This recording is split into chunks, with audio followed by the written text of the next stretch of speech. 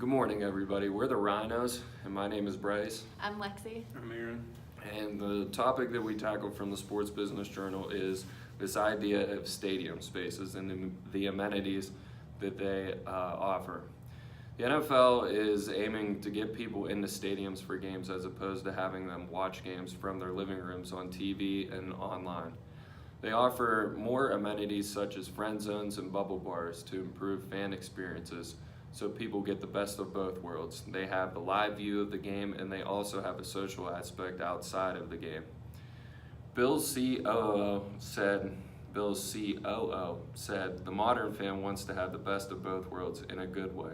They want to have a live view of the game and they also want the same amenities as if they were home. So the Bills currently have 500 TVs in their stadium.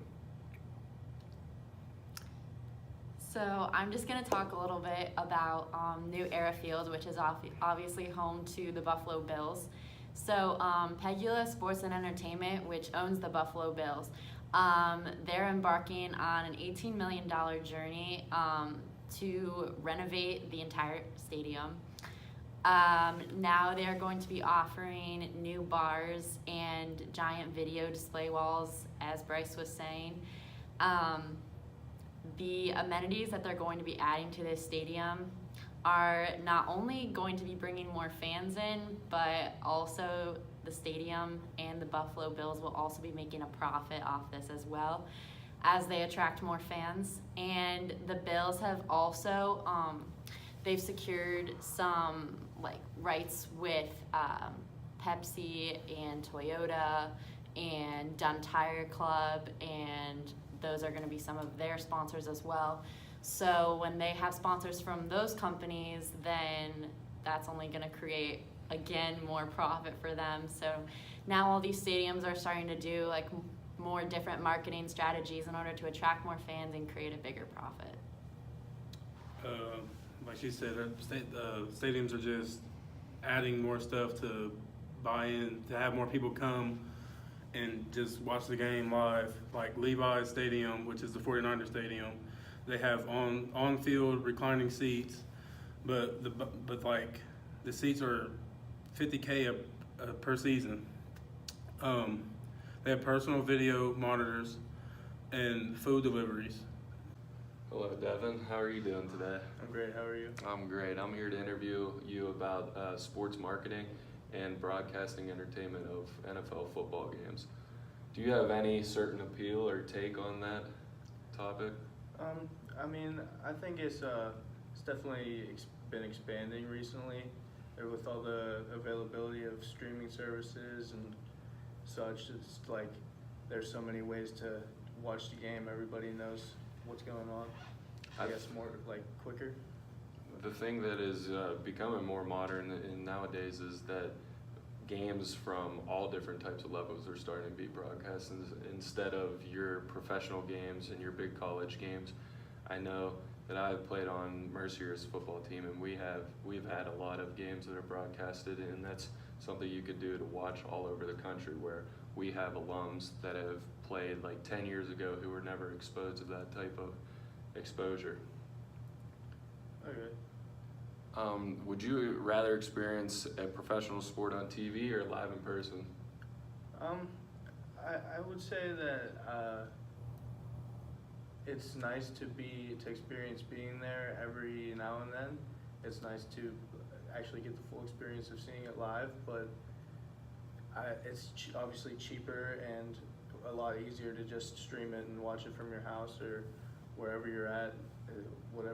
It's just easier to get it across. Yeah, that's the thing with sports now, with the platforms such as ESPN3, where they're moving more towards making people pay for that, where you can watch replays of games and you can watch live games and, like I said before, games of all different types of levels, and that's available to you at any time online.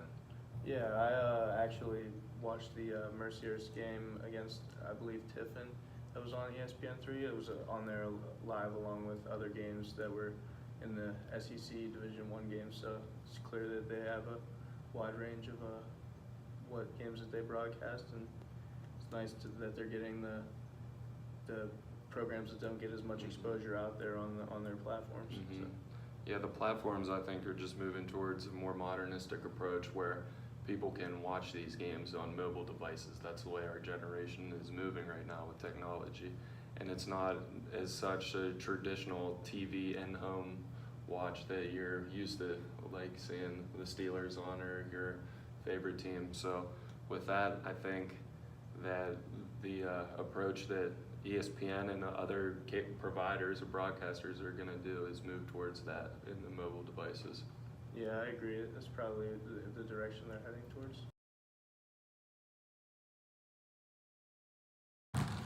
Is that LeBron James? LeBron, is that you? Yeah, man, yeah. What are you doing here in Erie, man? What the You heck? know how to get close to my home, Akron. You know, I'm closer to Akron.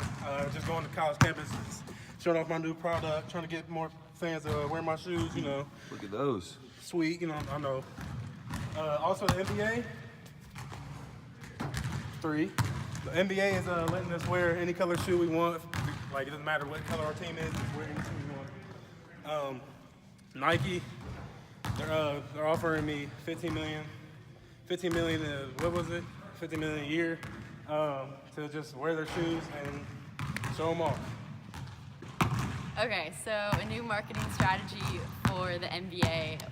So what they've been doing is they've been allowing players to wear whatever color shoes they want. And so they've been wearing whatever color shoes they want, and also they are able to wear any kind of company on their shoes or any kind of logos they choose. So that allows companies to associate with the NBA and also make profit for the NBA and make profit for the company. So that's a new marketing strategy that they have.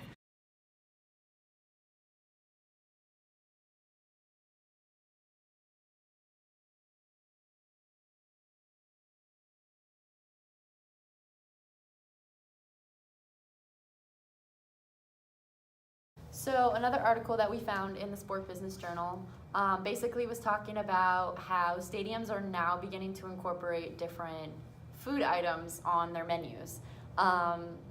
So I'm pretty sure we can all say that they're beginning to do this because they want to attract more customers and more fans.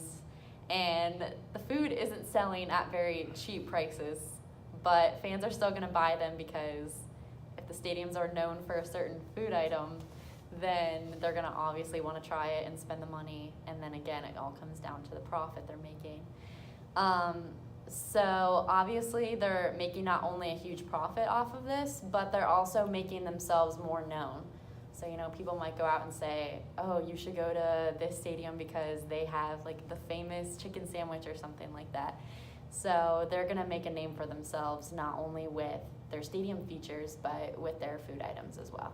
The Jacksonville Jaguars, they are home at TIAA Bank Field, and their new feature is the chicken and andouille jambalaya. And the Indianapolis Colts, located at Lucas Oil Stadium, now have craft beer flights that are from local Indiana breweries, which is a cool little feature that the consumers that come into the games will know of these breweries because they're all localized, and it'll just give them more exposure as that's a small market type of item that's growing in our industry right now. The Houston Texans, they added a Texas smoked meatball sub. I mean, it sounds pretty good. So, I would go with it. Also, the Miami Dolphins, they added Mojo Donuts. You might go try one later or something, you know what I'm saying? You know, we ought to see. All right, here we are at Dolphin Stadium. Like I said earlier, we just want to come and try a bite and see what these donuts we're talking about. Mojo Donuts, Dolphins. Oh, hold on. I might slap my mama real quick. What y'all think about these? These donuts good. Hey.